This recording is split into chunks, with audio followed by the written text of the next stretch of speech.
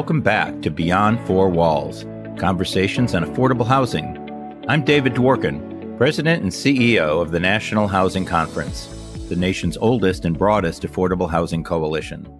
I'm joined today by Michael Pugh, President and CEO of the Local Initiatives Support Corporation, better known as LISC. LISC is one of the nation's largest community development financial institutions, or CDFIs, with 38 metro area program offices, a rural development program supporting work in 2,400 counties, and more than 500 employees. Since its founding in 1979, LISC has invested $29.7 billion to create more than 489,000 affordable homes and apartments, develop 81.4 million square feet of retail, community, and educational space, and help tens of thousands of people find employment and improve their finances.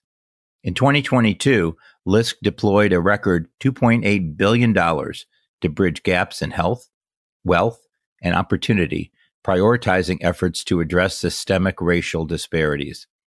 My guest, Michael Pugh, has more than 30 years of experience in banking, with a particular focus on expanding access to capital for underserved families, businesses, and communities. He spent more than a decade at Harlem-based Carver, leading the nation's largest publicly traded African-American operated bank with more than $720 million in assets. Welcome, Michael. It's great to have you join us. Hey, David. Thank you so much for inviting me. It's a wonderful opportunity to be here with you. So I always like to start these conversations with an opportunity to get to know you a little bit. And so I want to ask you, what's the most interesting and important fact about you that has nothing to do with your work? That's an interesting one. I don't know if it's the most interesting one, but what I would say is that while it's well known that I've been in financial services for 3 decades, most often when you find people that have been in a financial services career or a banking career, you don't necessarily think of them as ones that have a creative side as well. And I tend to dabble a bit in creative writing. I am fascinated with storytelling, the ability to capture experiences and paint pictures with words. And while I don't have as much free time to do that over the past few years, frankly, as you can imagine, given the work that has been necessary within the community development space, I would say that it is truly one of the passions that I have. And as an aspiring storyteller, perhaps one day I'll have a book out there. I love it. I love it. My cousin actually spent his career as a doctor and hospital administrator and just retired.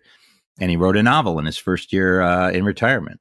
So wow. It's shopping for a publisher right now. But just the fact that he wrote it, kind of a dream. That's a big accomplishment. Yeah.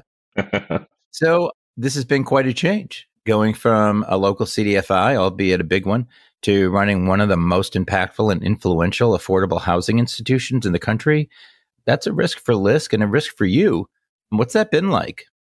Yeah, I mean, it's a great question and point. I guess what I would say is that the work I did at Carver as one of our nation's leading community development financial institutions was very much in line and consistent with the work that we're doing here at LISC. The priorities, housing, health, wealth, and creating, opportunities for economic development in communities remain very much the same at a much bigger scale, right? And having spent the first 20 years of my career in 2 of the largest financial institutions in the country, it certainly gave me a pretty good construct for how to be able to build a solid strategy in large organizations and navigate. So over the first 8 months here, I would say that I spent the first 3 of those 8 months on a listening tour. And that was very important for me because it afforded the opportunity to hear from our funders, our colleagues, and our community regarding the things that they see as absolutely necessary in order for LISC to be a conduit for economic development and change in the country. And it was perhaps one of the best decisions that I made, David, is to spend that first 3 months actively listening, traveling, and being very visible out there in the market. I learned a lot about our communities. I learned a lot about the gravitas and the importance of the work that LISC is doing. And it's an organization that makes a significant impact. You highlighted some of our numbers. I think as we look ahead, we've got some great opportunities here to just continue building communities and supporting their health and wellness. Yeah, and I think that it's such a difficult commitment to make when you're taking over an organization and there's so much going on at headquarters and there's so much to learn, to take that time and get out there in the field right away in a concentrated way. And you, I think, bring to those communities that you're visiting the credibility of being a guy who's got mud on his boots. You know what it's like. We're doing what they're doing. And so you take that opportunity, and I don't think you really get a chance to do that again in the future. I mean, this is your window, and I think a lot of people waste the opportunity to take it and really learn. What was the most gratifying thing you heard in the field? I would say, certainly from an impact standpoint, when I think about some of the communities that I visited, hearing from elected officials and local nonprofit leaders about the importance of things like childcare and the programs that we have helped to administer and oversee, that was an important opportunity from my perspective, having grown up in Detroit, Michigan, and by unfortunate circumstances of one parent dying from a automobile accident, seeing the reality of what my mother as a parent had to do in terms of navigating to support daycare, childcare for me while she was working, and the whole juggling aspect of it. When you're sitting in a room with nonprofit community leaders that are talking about the importance of being able to have affordable childcare in order to support the workforce and the overall ecosystem of healthy communities, it brings everything full circle for you. Because if you've experienced any of what your communities are talking about, you can't help but reflect on your journey and then realize the importance of having a seat today that allows me to be an advocate, a voice for change, and hopefully to be able to inspire partners across the country to be able to do something about real issues that affect everyday Americans. And when you talk to folks in the field on the LISC team, what was the one thing or more that you took away from them to say, yeah, we really need to address this. We need to change this to help them do their job better? What's on the top of your list in terms of making LISC more effective? Well, I think one of the biggest things is that we have the respect of the local communities that we're in. You know, LISC has 37 local offices that are involved in helping to support the economic development of their communities. And our rural community programs allow us to reach 49 states across the country. What was very important, I think, from the conversations and the things that I learned listening to our colleagues out there and also hearing from our elected officials is that we've got this incredible opportunity to just continue making sure that people know who we are, what we do, and why it matters. While I would say I characterize our local office executive directors as being like deputy mayors in their communities because of the important work. When you think about the fact that here's an organization that deploys on an annual basis approximately $2 billion in capital and resources to make an impact across our nation, and the largest nonprofit CDFI of our kind in the country, when you talk to many people, they still don't know who we are and what we do.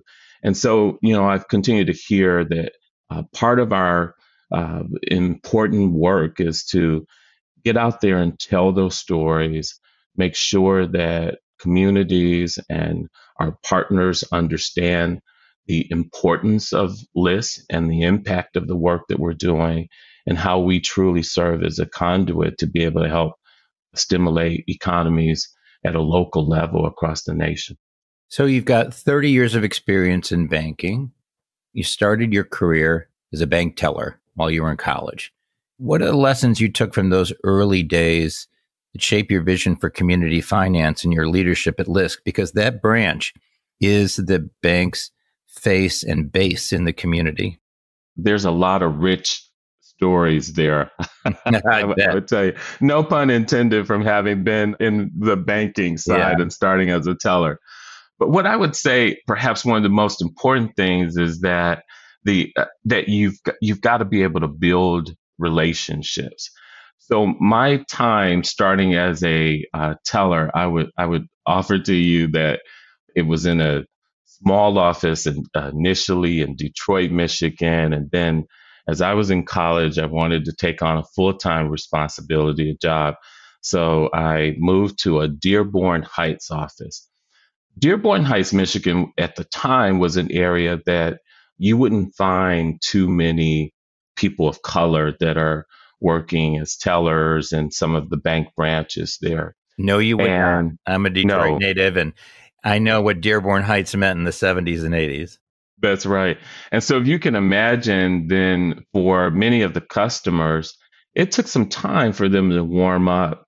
But I would tell you that I built some of the most significant relationships that taught me a lot about life through conversations. You learn about families, you learn about the goals that they have and the financial objectives, things that they're working towards, whether it's college education or first time purchasing a home, seeing a young adult that was in high school and now going off to college, and being able to see the proud look from their parents on their face, and as they were thinking about college planning and funding source. So perhaps the biggest thing that I learned is that the importance of building relationships and resiliency. I didn't come from an environment and a home where I knew enough to be offended when you could imagine some of the customers were saying, well, no, we don't want you, Michael, to take care of us. We're going to wait for someone else. Yeah. But then eventually, because of my commitment and focus on finding connections, meaning finding things in common and building relationships, I became the person that in many cases, those same customers would say, we're going to wait for you because we know you're the guy that's going to have an interest in who we are and take care of us. And it was a pivotal point in my career because when I initially started as a teller, I didn't think about banking being the destination in terms of my overall career. But I learned a valuable thing coming from a family of healthcare providers. And that valuable thing is we always talked about at the dinner table the patient care, the importance of helping to find a solution for a challenge, and the look of relief when patient care was provided was described many times over at our dinner table. Well, I can tell you, David, when you are helping someone come up with a solution for an important thing, like some of the ones that I mentioned, first time home buyer or college education, in many ways, that same look of relief is there because you've been able to create a solution for a critical milestone in their life. And I was happy to have been a part of that journey leading me to where I am today. Well, there's a lot of emotions and experience that's really woven through what you're describing. And so I'm a native Detroiter, and let's play a little of the Detroit game that everybody does. East side, west side? West side for me. Okay, high school? So I went to high school, Detroit Northern. Yeah. Yeah. And then, was it Wayne State or U of D? Eastern Michigan University. Oh, EMU. Okay. Yeah. That's right. I'll be giving the commencement speech for EMU at the end of this year. Wow. Well, that's an honor. That's quite an experience, when it's your alma mater in particular. Absolutely. Yeah. So, Detroit has been through so much, and you and I have both witnessed and experienced that.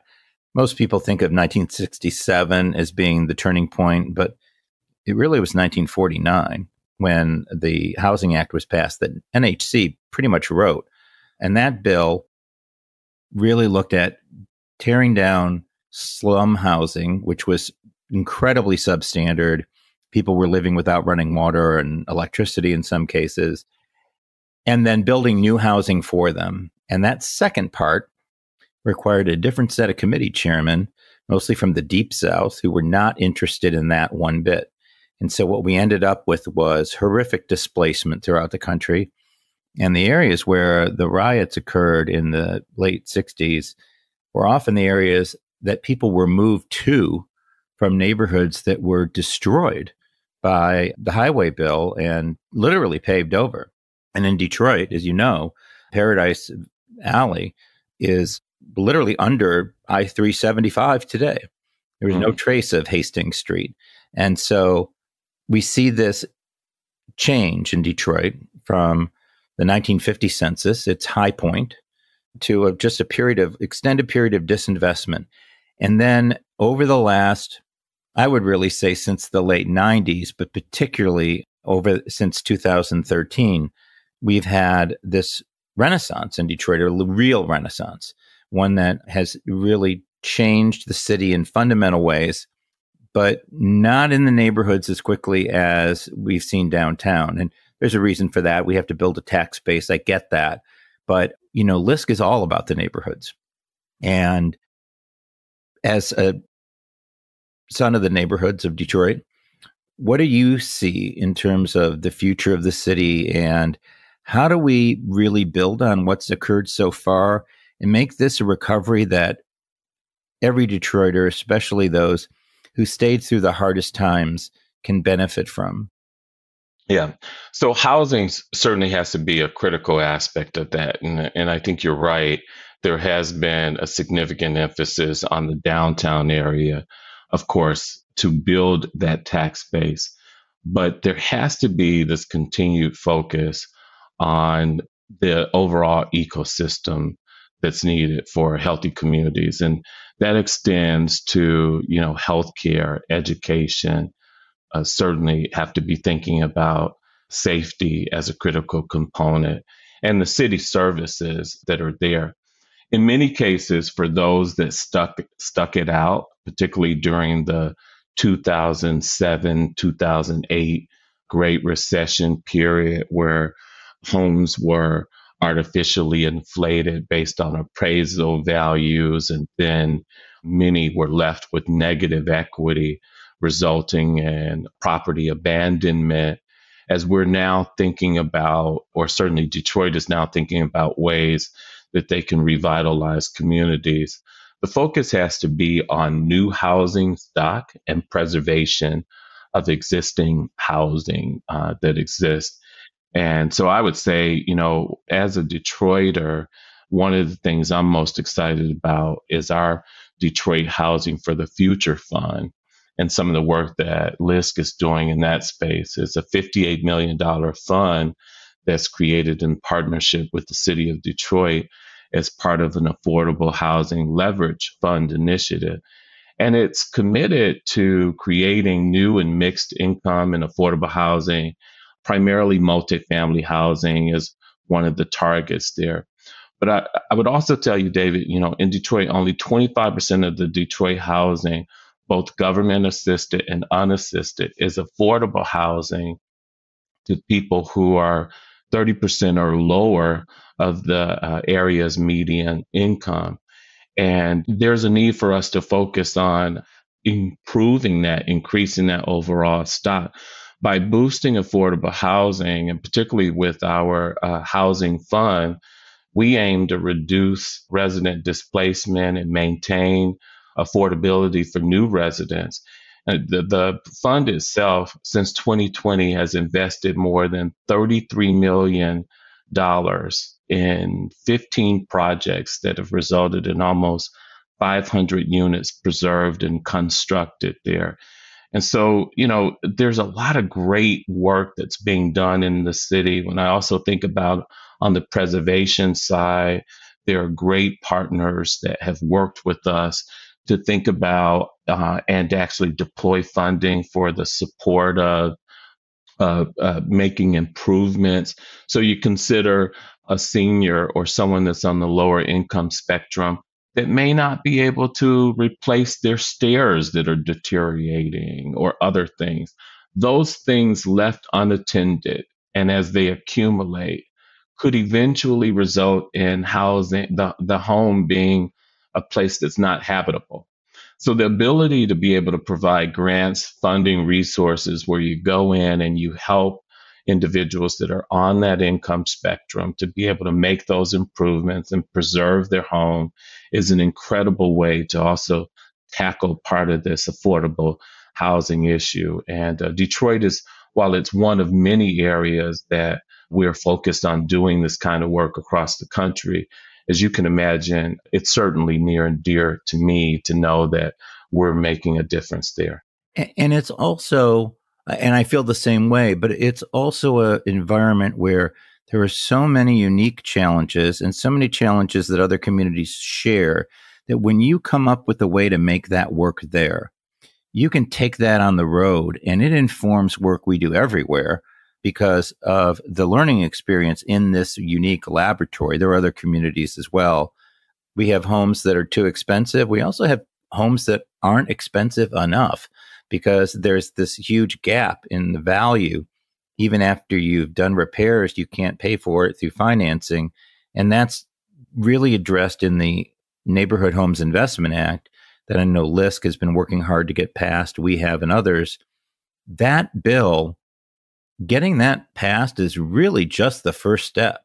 And I think that organizations like LISC, as you did with the low-income housing tax credit, which most people don't know, LISC was one of the key leaders in making that happen in 1986, is going to be how do we make a market for neighborhood homes so that we build the value of those tax credits. It's going to be fascinating. And I know LISC is going to be at the heart of that effort.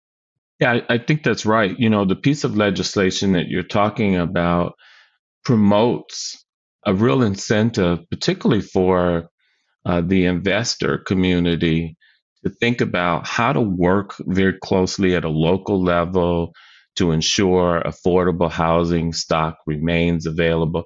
It's a very important piece of legislation that I hope our elected officials and those that truly care about affordable housing are advocating for it, advocating loudly, because this issue isn't going to go away anytime soon. We're seeing unprecedented numbers of homeless people across our country. There is the real reality that happens very much within everyday American households, having less than $500 saved, living from paycheck to paycheck, and understanding that if that is all true, as it is, it means that literally could be 1 to 2 paychecks away from being homeless. So it's our responsibility as a community development financial institution and an advocate for communities across our country. It is our responsibility to be a voice that's loud and pushing for ways to bring the public and private sector together in order to support this important matter for our nation. So Detroit isn't the only place LISC is doing this work. I know there are other communities.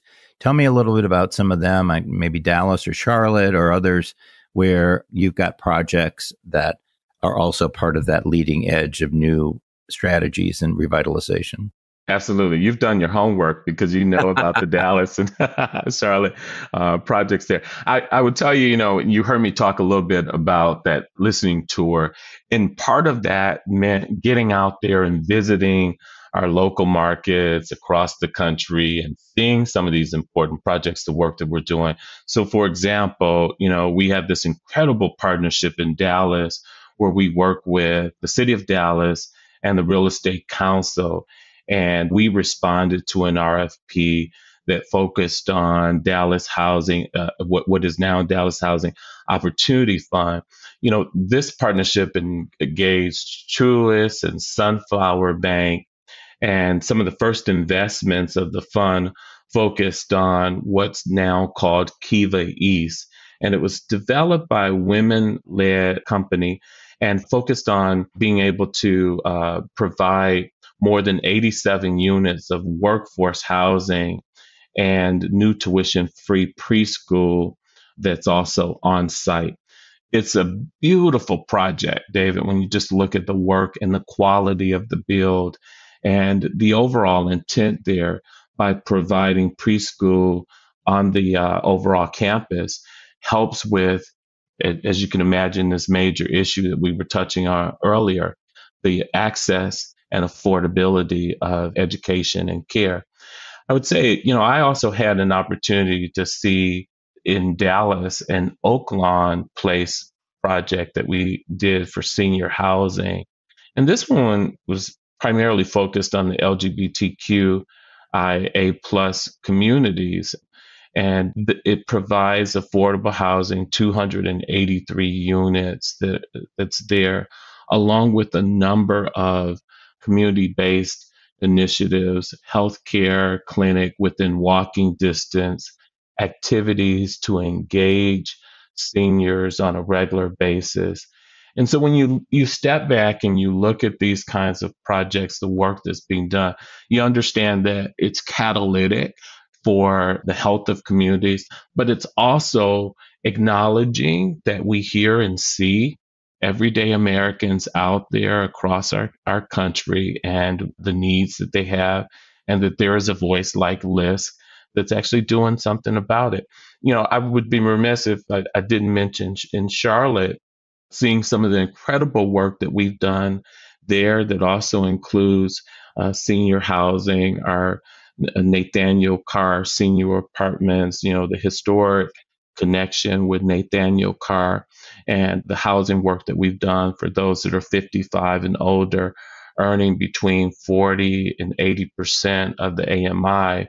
It's been just important to know that development is taking place to help support seniors in our country. So let's talk about, and this relates to seniors and their families, and the whole issue of Black wealth, heirs property. And most people don't, this is HEIRS. And so that's a good start. It was a good start for me. This is a issue that has really plagued a lot of communities that have lower incomes, inherited wealth, and homes that have a lot of complicated issues.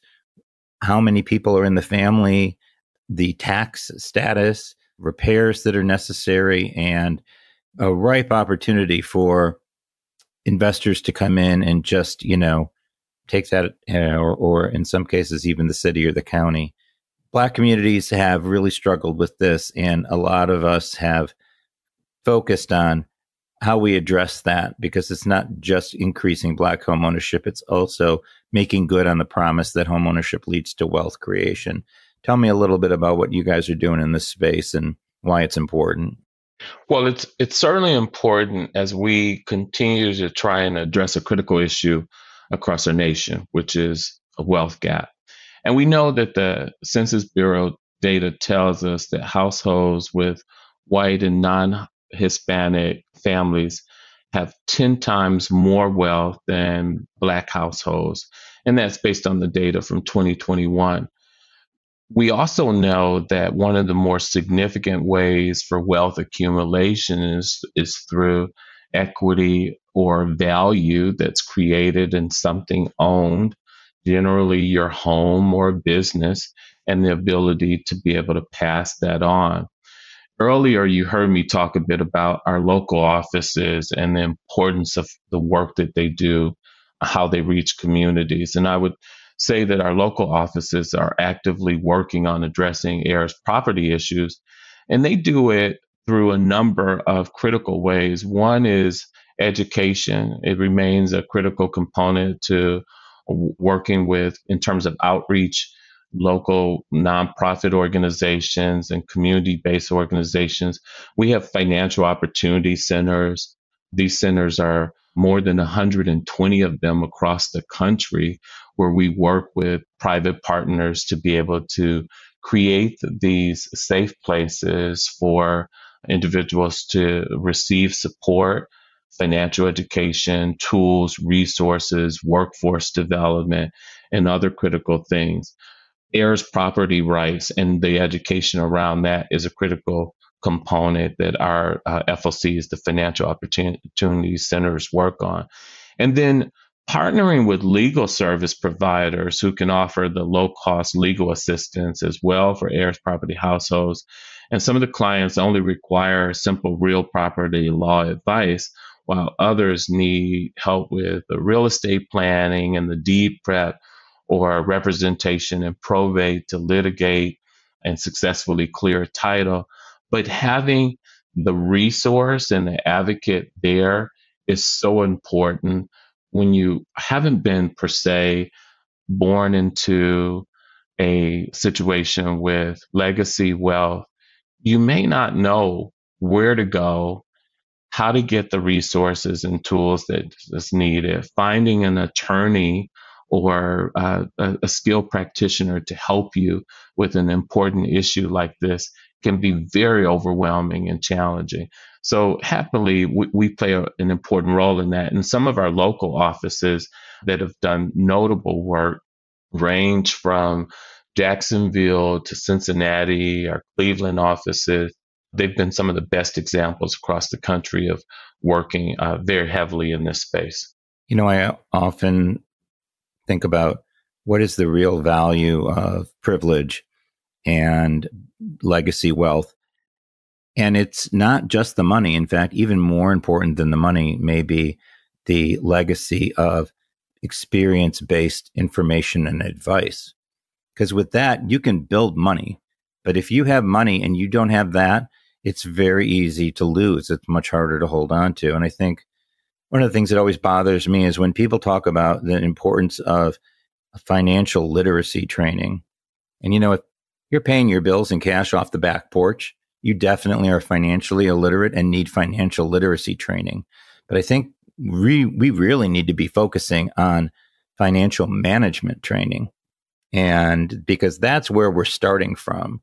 And that's the piece that, as somebody who is a second generation, third generation homeowner, I was able to get from my parents. And if you're a first gen homeowner, it's just not there. And it's a very different, very scary process. And organizations like LISC and others, I think it's one of the most important things we do.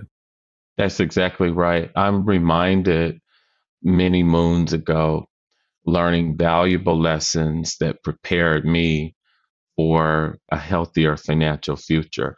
And I didn't know it at the time, but growing up in Detroit and having a mother that when I would often ask for something that was, relatively expensive, she would say, okay, let's sit down at the table and look at the household budget.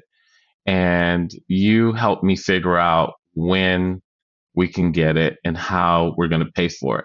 And I would always think that it was just torture because, I was less interested in the how as opposed to when I was going to be getting it. But what it ultimately did was build muscle memory and skill so that as I went off to college, I understood how to better budget and plan for my financial future. And some of my contemporaries that were there with me, they didn't have that background and experience. And so you heard me talk a bit about LISC and our financial opportunity centers. I think one of the critical things where we spend time helping just many of our communities with is considering the impact of savings, spending, taxes, insurance, and how all of those things, when really looked at from a holistic approach can play a important role in the financial future for you today, or in the financial condition for you today, and certainly the future for your family many years to come. So LISC and its coalition partners were recently awarded with a pretty big grant from the EPA, $2 billion. That's a lot of money in one time, and it's to implement decarbonization strategies aimed at supporting under-resourced communities.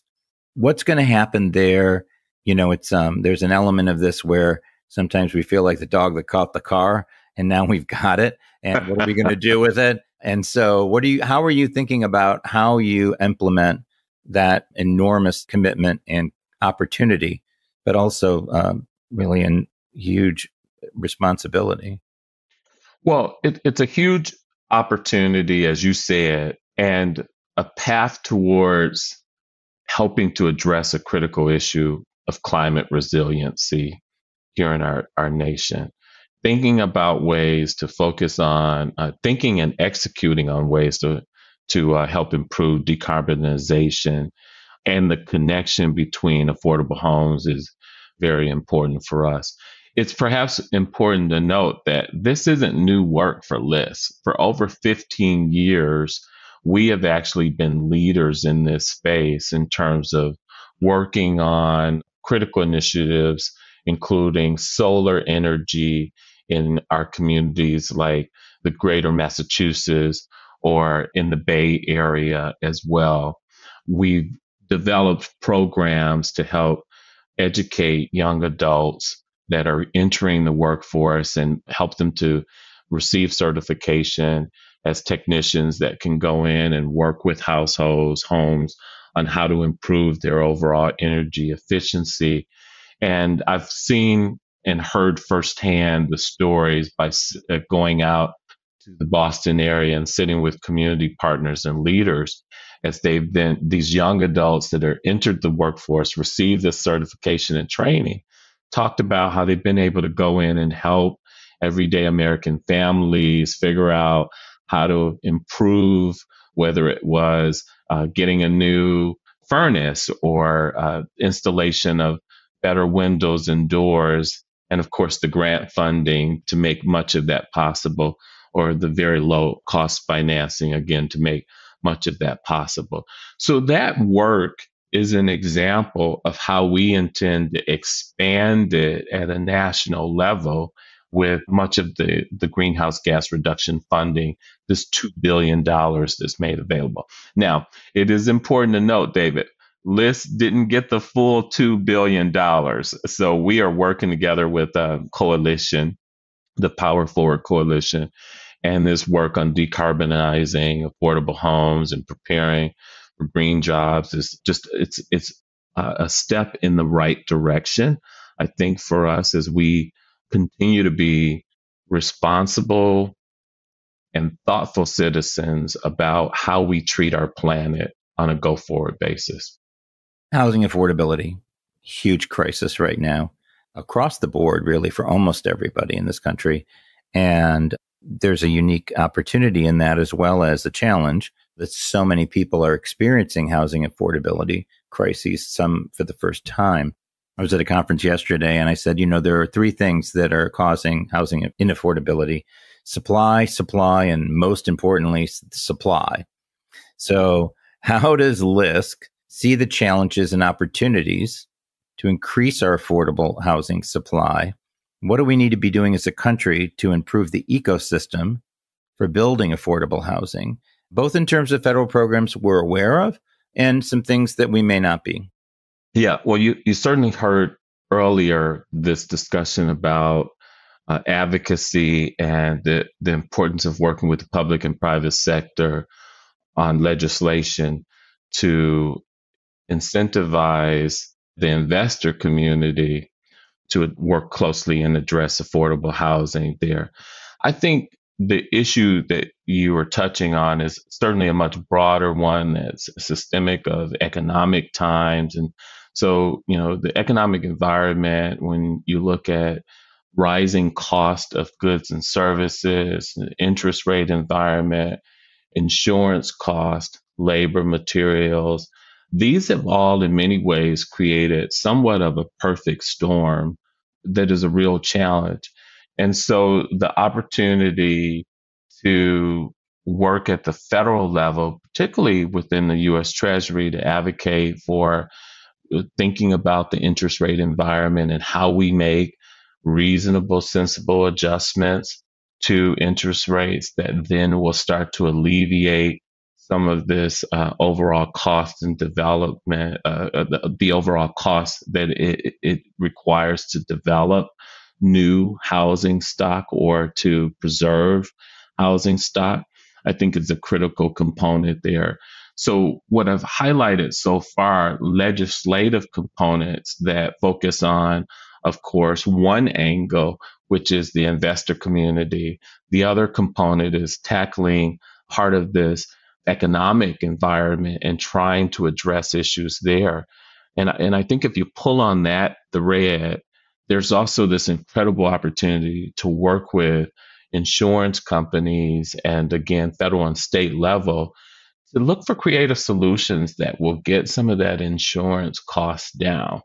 The work we're doing in the decarbonization space, I'm hopeful that it will translate to some significant efforts for our insurance companies across the country to then kind of think about how it might reduce some costs there as well. Overall, then I would add perhaps the third thing is it is very important at a local level to continue encouraging and working very closely with elected officials to look at things that range from land use and zoning and the opportunity to be able to make necessary changes in some of those spaces that may ultimately lead to increased housing stock and the affordability of it as well being a critical component. It's a really exciting time. You are one of several new CEOs at major housing organizations that we all work with and rely on. I'm thinking of Sean Donovan, Robin Hughes. We've got others who are Sarah Brundage, this whole new crop of new leaders in these organizations. And I think it's really exciting. It's a needed breath of fresh air, and it bodes well for the future. I really appreciate you being with us, and I'm looking forward to working with you for many years to come. David, thank you so much. It's an honor to be amongst the company of what I would describe as giants, people that truly care about making a difference across our country. And I do truly look forward to spending more time collaborating, working with you. Thanks for your time today. Thanks for joining us. Thank you for listening to this edition of Beyond Four Walls. You can visit the National Housing Conference at nhc.org. There you can learn more about affordable housing policies, affordability challenges throughout the nation on our Paycheck to Paycheck database, and explore membership in NHC for you or your organization. We appreciate your interest and look forward to working with you in the future. Until next time, I'm David Dworkin, NHC's President and CEO, wishing you a great day.